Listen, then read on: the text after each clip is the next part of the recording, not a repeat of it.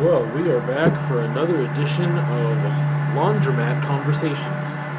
So, if you hear a lot of that background noise, it can't be helped. This is just the way I gotta do it today. So, I'm going to be talking about why I can't listen to emo music anymore, because it's a realization that I kind of had hammered home, I guess, on the way here. Yeah. It's something that there's certain types of music that I say I can't listen to anymore because they sometimes are too nostalgic of a time that was not good for me, and they're too strong in their nostalgia. It's not a good thing. It's not like positive nostalgia. I wonder if nostalgia is inherently like a nice feeling. So maybe that's not what I meant. But there's not necessarily certain memories associated, but it's feelings associated, which to me are different than memories. I mean, it's a memory of a feeling, I guess, or just that feeling comes back in the present. So it's not really a memory of a feeling. But there's some albums, some songs, some artists, is what I'm realizing as a whole, that it's kind of harder to listen to sometimes, or in this case, certain genres of music. For example, I have talked in the past, I don't remember exactly if it was in vlogs or conversations, or I know I've talked about it in reviews when I've talked about Slipknot, that first album is amazing, and to me, it's their best album. The not Mate, Feed, Kill, Repeat, because that was more of like a demo, I would say. But their first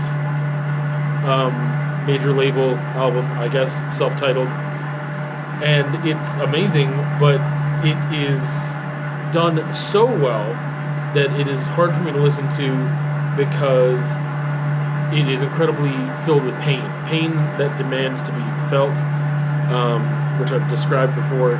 It's incredibly just an amazing album, but that's part of the problem. It is so good in conveying its emotional, messages and expressing what it has to express, that I can't help but feel it in its entirety, and that's why I can't listen to it, because those are not feelings that I want to feel. If I'm feeling something similar, sometimes it's helpful for me to listen to something in order to expedite the process of getting all that out. So if I had let's say I had I don't know if I give it a numerical value, I have 10 feelings. I have 10 feels that need to get out, and they're all going to get out, and if I could get them out quicker, and I get to zero quicker, then I feel better. And by maybe listening to music like that is incredibly visceral and just so passionate and strong, can help me get to zero quicker, then that would be a healthy thing for me to do that sometimes, to feel that thing so concentrated and strong and process my feelings quicker and get it out fully, not hide it or mask it or put it away. But if I don't do that, then maybe the process is slower and I'm in that place for longer. So there's a time and a place and a purpose for that kind of thing. However, I have realized today, more so than before, that the genre of what I'm calling emo music is something that I just generally don't have a place for in my life anymore, for the most part. There are a lot of subcategories and subgenres and stuff like that, and I guess we'll get to it. But I was listening to Just Surrender on the way here, which is not like a very A-list emo band at all. I have 3 other albums, and I might have bought them used. I think some I downloaded, because there's just there was a couple songs that I don't remember how I got a hold of sometime years and years ago, and I was like, oh, those are really good songs, I'll just download the album and whatever. And it's some stuff I barely listened to, and that's part of it, is that I'm never in the mood to listen to that stuff, and that's what we're going to get to. But I was just listening to it on the way here, just because I was just like, what do I listen to? Oh, okay, Just Surrender. I don't even remember what they sound like right now. I don't remember the songs. We'll just listen to that. And I don't have any specific memory or attachment to those songs or that album or that band at all. There's no specific feelings that are attached to that from the past, but just the style of music, the style of singing, the chord progressions and song structure and melodies and all of that comprise a certain stereotypical part of that genre of emo, I don't like anymore. And I don't mean I don't like it, I don't like what I feel, put it that way. Because it sounds fine. Like, they're not like a great, amazing band. Like, Just Surrender is just whatever. That's funny. Just Surrender is just whatever. It's not like they're doing what they do amazingly well or whatever, but it's just enough that it fits into that category of emo that I'm just like, I don't like. It's there's two parts to this. When I say I don't like feeling that way, it didn't make me feel super strongly like, boom, like you are sad now and you are feeling like this weird type of emotional that has to do with loss of love and forlorn and whatever that is attached with a lot of those songs for me, which to me is just sadness as well, a certain kind of sadness. It's not that. It was just like, it was like a tinge of that. It was like I was in a fine mood. I was very neutral. I was good. Nothing was going on, whatever, just driving here. And I was just like, man, but those things do tug at me a little bit and make me feel a certain type of sad that I was just like, I don't need to feel that right now. It's weird. I don't have, like, it was just drawing me back in a weird way that wasn't authentic. But I couldn't listen to it without feeling that. It wasn't just like a casual rock song or something that was just like pretty neutral or just whatever. I don't know how to, you know, it wasn't like just like a, you know, some Foo Fighters jams are just a song. That's it. Like, it's not like, it's not making a strong statement or making me feel anything really strong other than just like, hey, it's a good tune. Like, let's rock out, man. Like, I don't know.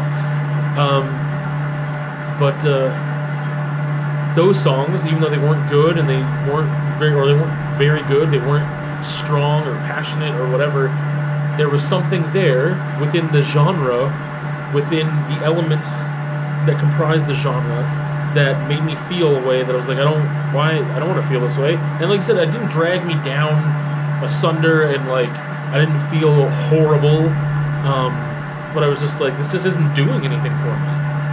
So then I started thinking about, like, okay, well, there are emo bands that make me feel absolutely horrible and I know to stay away from, like Taking Back Sunday, you know, Tell All Your Friends and Where You Want to Be. Those two albums, I can't think of a song on there that I could listen to that wouldn't make me feel just like deeply sad and weird and whatever. You know, the first 3 Pierce the Veil albums, same thing.